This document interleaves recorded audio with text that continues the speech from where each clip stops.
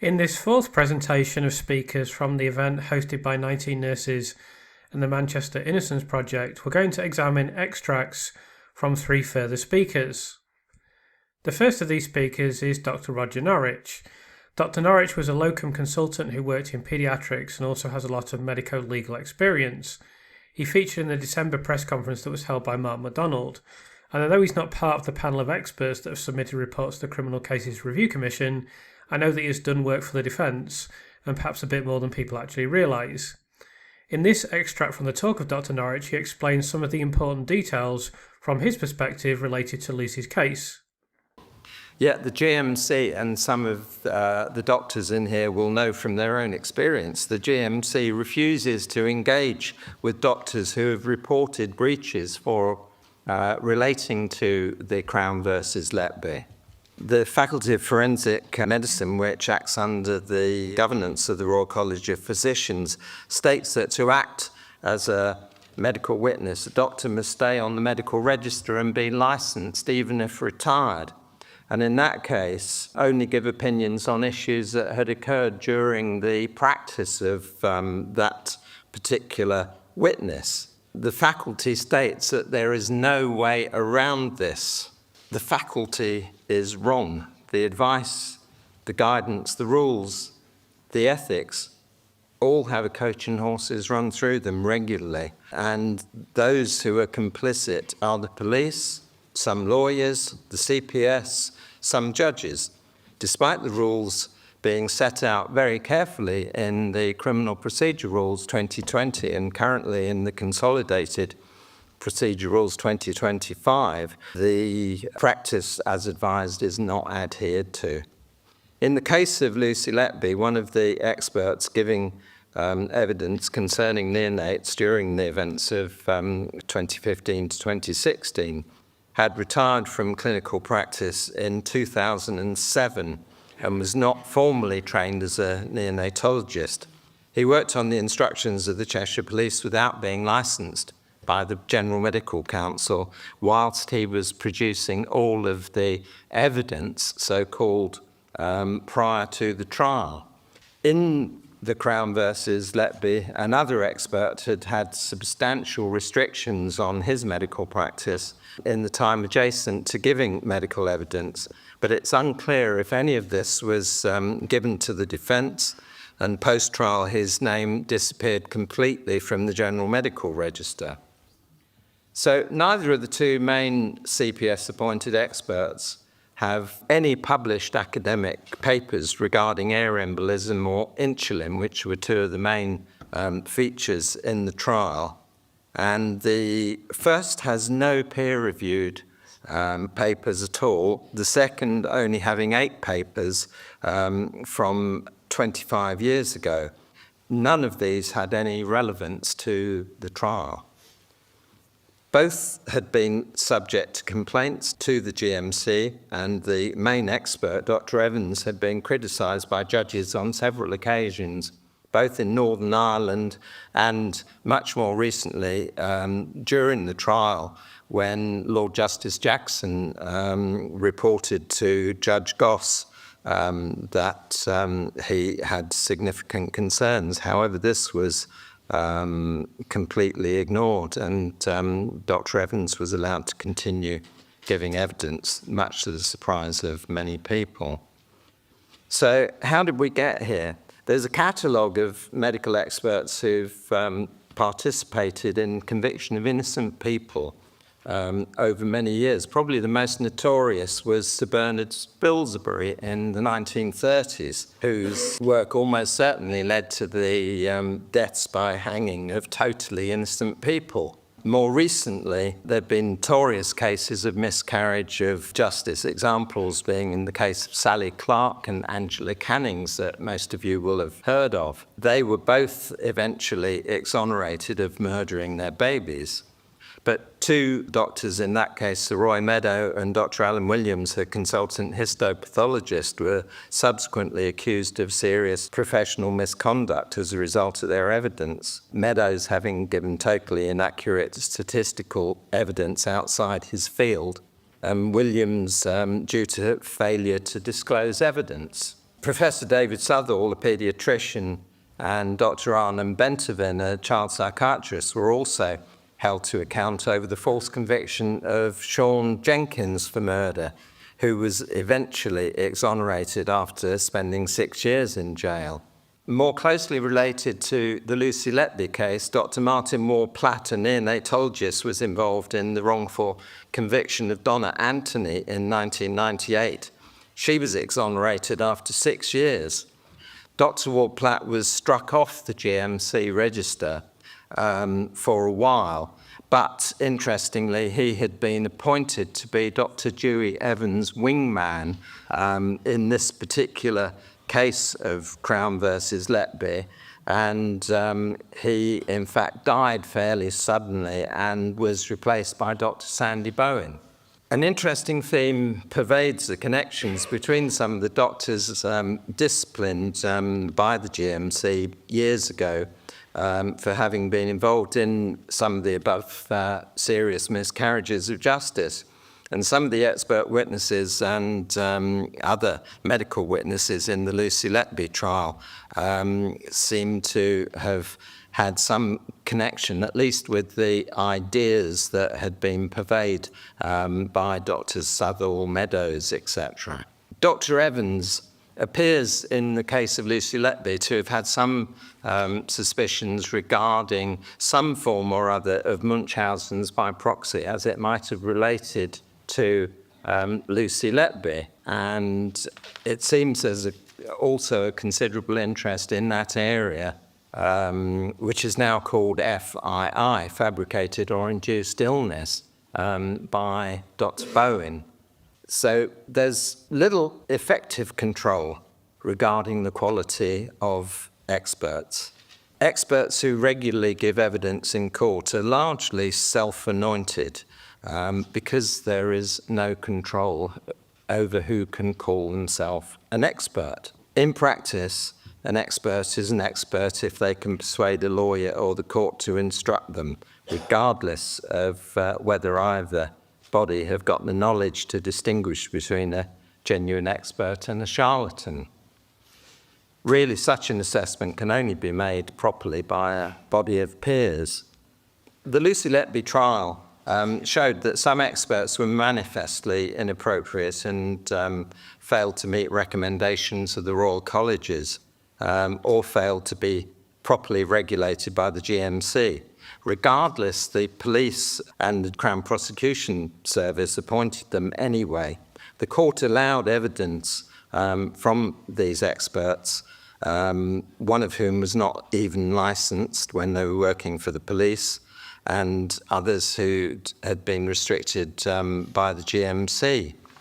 Had a system been in place whereby the police or the court had been advised by a panel of true experts, it is vanishingly unlikely that any charges would have been brought in this case, least against Lucy Letby.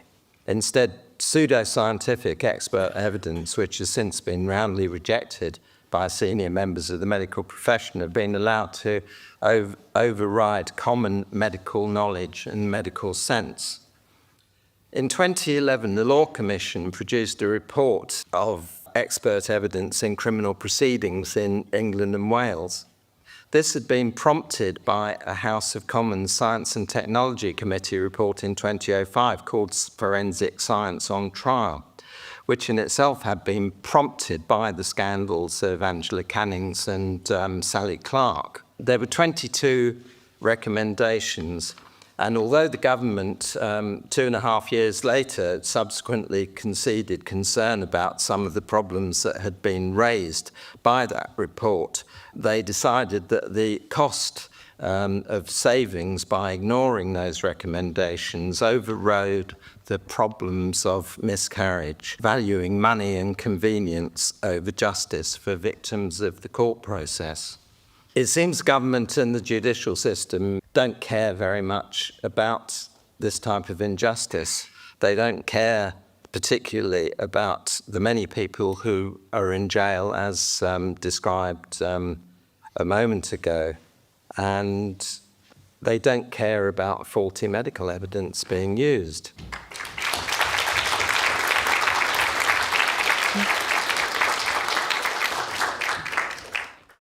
So I think my reflection on that would simply be that it's crystal clear that the system for selecting expert witnesses for court cases must change. There are obviously other issues as well. Funding is a major issue, and I don't think there's any need for me to comment on Evans or Bohin any further at this point in time. Ultimately, this is a systemic failure whereby so-called expert witnesses are allowed to appear in a court case, give all manner of evidence on seemingly every subject under the sun, when not only are they not remotely qualified on many of those subjects, but they're not even really properly qualified on their so-called specialism. That obviously shouldn't happen because the jury is completely reliant on expert witnesses and expert evidence, certainly in a case such as Lucy's case. The next speaker is Dr. Dennis Eady. Dr. Eady is centrally involved with the Cardiff Innocence Project in an organisational capacity and has a PhD in miscarriages of justice. He also has over 20 years' experience in campaigning and has been a lecturer in criminology. In his presentation, Dr. Eady talked about another nurse who was wrongfully committed, Barbara Salisbury. So, talking about the case of Barbara Salisbury, and it's a case that I would argue Barbara was convicted basically on gossip. And it's a case which has considerable parallels with Lucy, which I'll kind of sum up at the end. So Barbara trained as a nurse in the RAF in 1975. She had an exemplary record for many years, almost 30 years, and she started to work at Leighton Hospital in Crewe in 1993. In 2004, she was jailed for 5 years for attempted murder of 2 patients. Barbara was working on a ward for terminally ill patients, quite elderly. The 2 people she was convicted of were aged 88 and 92 and were frankly expected to die probably within days, if not hours anyway. There were 3 other cases sort of lumped in with this, one of which was ruled out by the judge. The other 2 she was acquitted of, curiously enough, because the evidence was basically the same. Basically, the prosecution claimed that she was giving diamorphine to terminally ill patients even though they didn't need it, and using one of those things, which I believe is a Graysby pump. However, the drug had been prescribed by the doctors, and at no time did Barbara give any overdosing or give anything that wasn't on prescription. So it wasn't as though she was forging the records or changing the prescription anyway. She was following it on an as-needed basis. Neither could they prove that the drugs had actually caused the deaths. And quite importantly, being a controlled drug, somebody else had to be there every time the drug was given. So she was not actually acting alone anyway. So it's rather curious that nobody else was convicted here. So what was the evidence? Well, I think during this talk you can play spot the evidence, if you like, and see if you can find any. Basically, a former colleagues argued that the patients were not suffering pain at the time, and the painkiller was unnecessary. Now, these were people who were essentially dying and were not able to communicate what they were feeling. And Barbara made some inappropriate comments. These perhaps taken out of context, I don't know. But she came back on, talked openly about the drugs doing the trick. Now, what does that mean? Does that mean killing somebody off, or does it mean easing their pain? And on another case of Mr. A, she was convicted of 2 people, which were called Mr. A and Mrs. B. With any luck, he'll die. Now, that sort of statement was dragged up in court.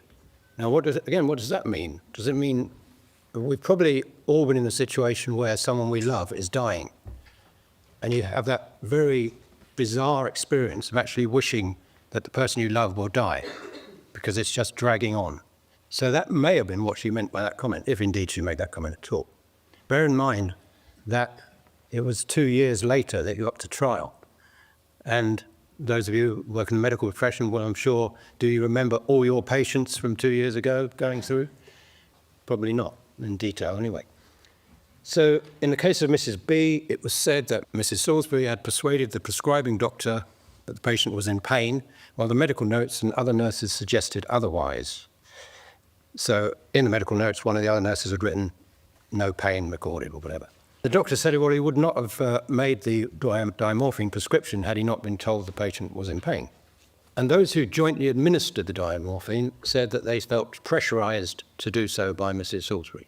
There was this image created of a bullying person, effectively, at the trial. Now, I've only met Barbara once, by which time she was broken lives, and certainly not appeared to be capable of bullying anybody.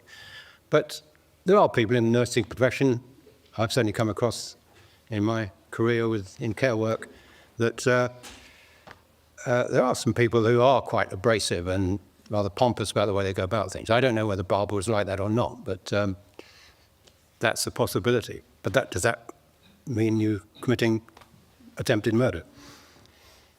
The prosecution used an expert nursing report, which was damaging to Barbara, but the conclusions were largely based on what the other staff were saying and what they'd written in the records. What was the defence? Well, the defence argued that these were unsubstantiated claims that should never have gone to the jury. Mrs. Salisbury herself, that throughout her career, she only ever gave painkillers when she believed her patients needed relief, and her actions and words had been twisted and misconstrued. She had some support from some of the other doctors. Some of the medical staff actually were very supportive of Barbara, so it wasn't as though everyone was ganging up on her, but there was certainly a body of opinion that was. So, the appeal process. She went to the Court of Appeal. She was convicted in 2004. She went to the Court of Appeal in 2005. So it's quite an old case, so what's happening to Lucy is nothing new, although perhaps a bit more extreme. The Appeal Court, of course, turned it down, as they do.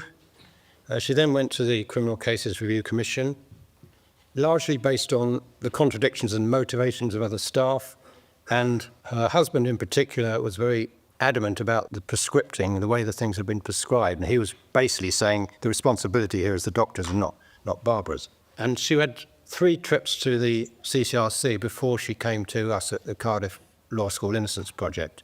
The great thing about the CCRC is if you get rejected, you can go back again and get another rejection. And again.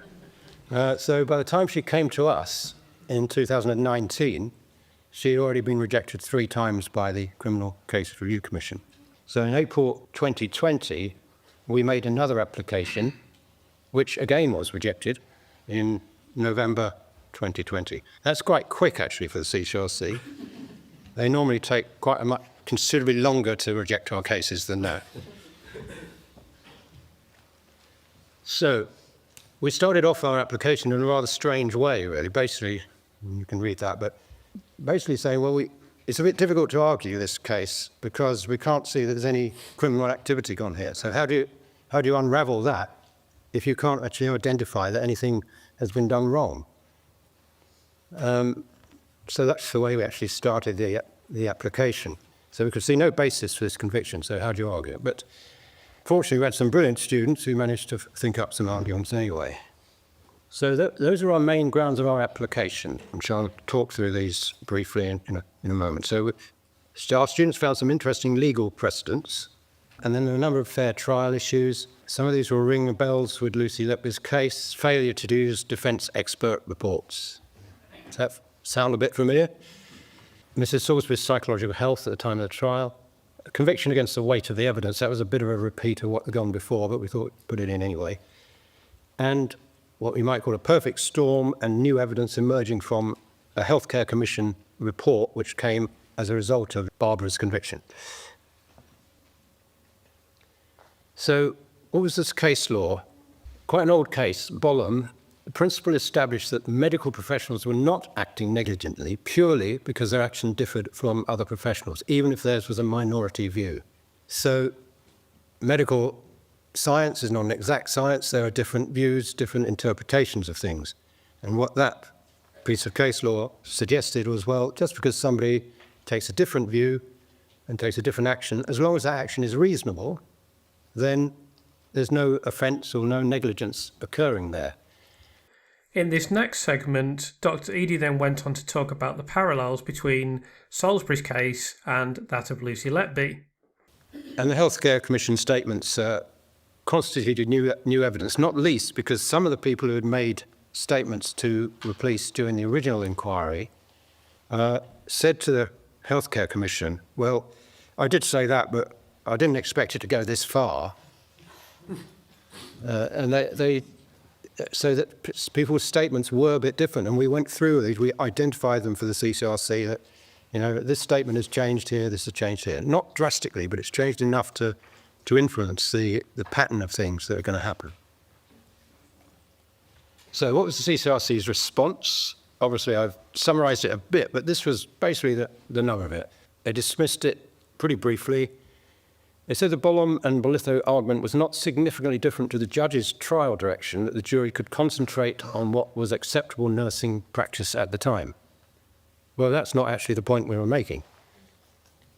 The point we were making was the one I explained earlier, that different healthcare professionals might make different decisions, but they might still be reasonable decisions. The nursing expert reports and the issues of Mrs. Salisbury's mental health should have been raised at the trial. Yes, they should, but they weren't. Again, as in Lucy's case, why did the defence not produce any expert reports? And while the statements to the Healthcare Commission were new, so at least they acknowledged that, it considered, as CCRC considered, the issues they raised were known about enough to have been raised at trial. So it's this old thing that you always get the appeal system, well, you could have done that at the time. So it's very difficult to get new evidence. And even if you get new evidence, as here, they say, well, you could have had the new evidence at the time. Barbara's prepared statement, I think this kind of sums things up pretty well, these bits of the statement. So she acknowledges that sometimes there are jokes, offhand remarks, which are not in the best taste. And I think most people in most professions, most jobs will say inappropriate things, and they'll say them to people who normally understand what they mean. So it's not taken as an unpleasant remark because people know they don't really mean it in that way. Over the course of her career, she'd seen lots of that. She admitted that she's made such remarks on occasions, but within reasonable limits. They're not bad people, they're not bad nurses because they have a black sense of humour here and there. Judgment depends upon what they do as nurses, the care they take, not on some offhand remark made in the middle of a nursing shift. So, the other part of Barbara's statement, which is about the pain relief, and this stresses what I've been trying to say earlier, that it's a matter of judgment, many of these things. So how do you assess pain? There are some signs you can see, pulse level, or seeing the person flinch or grimace. But basically, particularly with somebody who can't tell you what their pain is or what the situation is, it's a question of judgment, which is based on experience. And Barbara was very experienced, probably one of the most experienced nurses on the wards. So the question is, on the basis of what I know about this person and medical condition, is it likely they will be in pain?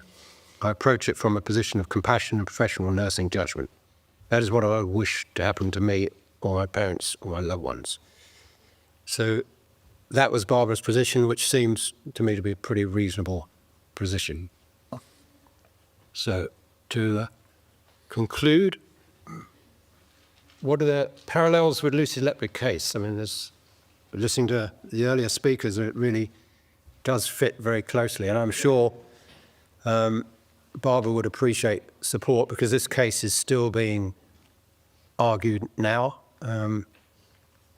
Maybe there'll be a fifth application to CCRC, but it's very difficult to find anything new now because we've tried pretty well everything. But she would certainly appreciate the support of any organisation. So the parallels, very vulnerable patients, either very young, in this case very old, high stress levels, management issues, lack of support, mental health and stress levels experienced by defendants.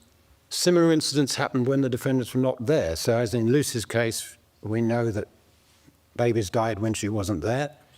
Other nurses gave diamorphine when Barbara wasn't there. There was no relationship established between the defendant's actions and the cause of death at the time, which I believe is the case with Lucy. The cause of death was seemed to have come up later on. And the failure to use defence experts to counter the prosecution case, which is a blazing one. And finally the police case construction and conviction by volume. So dragging up a number of different cases to lump them together. So they went with 5 cases initially. 3 of them didn't succeed, 2 did. So conviction by volume is something that's happened in a lot of cases, in not just in nursing, but in many of the historical sex abuse cases and that sort of thing.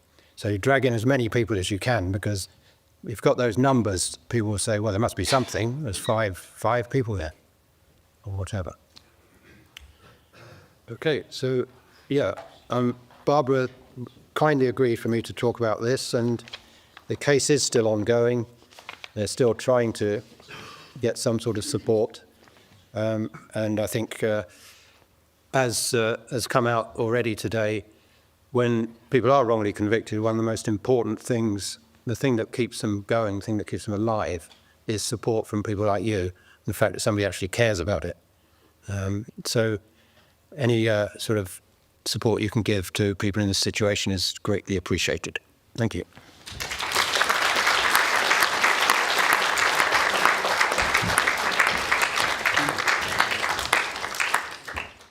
So you can see yet again that the situation that Lucy is in, while extraordinary, while this was a particularly egregious case, is nothing new. It's nothing that hasn't happened before, and indeed in several previous situations. I'm not sure what else to say about that other than we need to learn the lessons this time.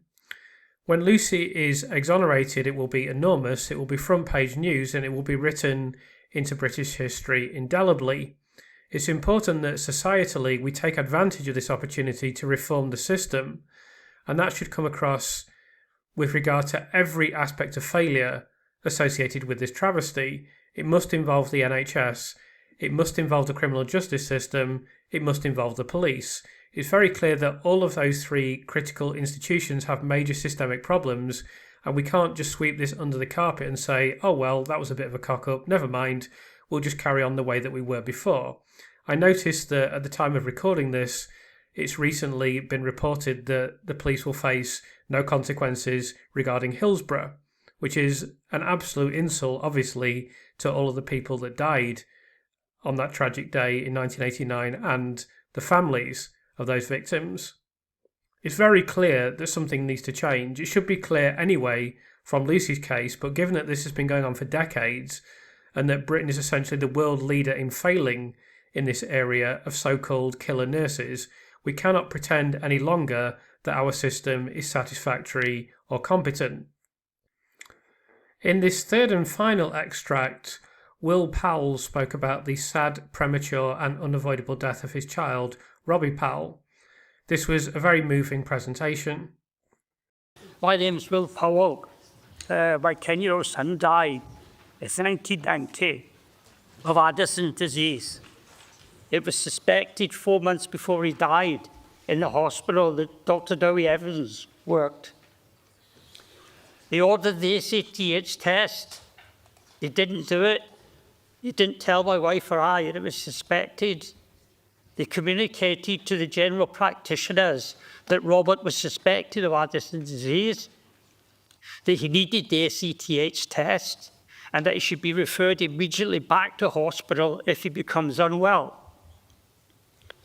Between the 2nd of April 1990, 4 months later, and the 17th of April, Robbie was seen by 5 different GPs on 7 different occasions. He had all the symptoms of Addison's disease. We were told 6 days before he died that there'd be a referral to the hospital. The GP knew that Addison's was suspected. It's a condition that invariably results in death without treatment. He didn't tell us of the suspicion at that time. We knew nothing about it. Robbie was then seen on the 15th of April, the 16th to the 17th, when he collapsed. The GP came to the house. He had dilated pupils and central cyanosis. She said there was nothing wrong with him, although he'd been unconscious and lost his vision. She refused to send him to hospital. She went from there giving medication for what they said was a viral illness. Before the hospital for help, I should have taken Robbie to hospital. Sorry. Before for help at the hospital to be told that we couldn't bring him in without the referral letter. But that we could go to accident emergency, but you'd have to wait a long period of time. The GP must be okay, but if you're worried, get him back out again. So we did. The GP came out. Robert had abdominal pain. She argued not to refer him. She eventually relented. She said she would. I got Robbie ready. She was writing a referral letter as I come down from upstairs after wrapping the child in his blanket. I said, have you ordered an ambulance? She threw the referral letter at me and said, take him by car. Whew. Sorry. Wish I did. My wife and I took him. On arrival, Robbie stopped breathing and he died in front of me. Well, since then, I've been complaining about the care that he received. And unfortunately, it's been covered up for 35 and a half years. I'd like to share with you some of the events. The cover-ups involved coroners, the pathologist, the NHS complaints procedures, the Welsh Office, the Welsh Government, the police, the Crown Prosecution Service, and the General Medical Council. Robbie's case exposed the absence of a legal duty of candour in the UK courts and in the European Court of Human Rights. If I may, I'll read to you what the European Court stated. Whilst it is arguable that doctors had a duty not to falsify medical records under the common law, Sir Donald said Master of the Rolls' duty of candour. Before Powell v. Olads, there was no binding decision of the courts as to the existence of such a duty. As the law stands now, however, doctors have no duty to give parents of a child who has died as a result of their negligence a truthful account of the circumstances of the death, not even to refrain from deliberately falsifying records. And that's what we were told.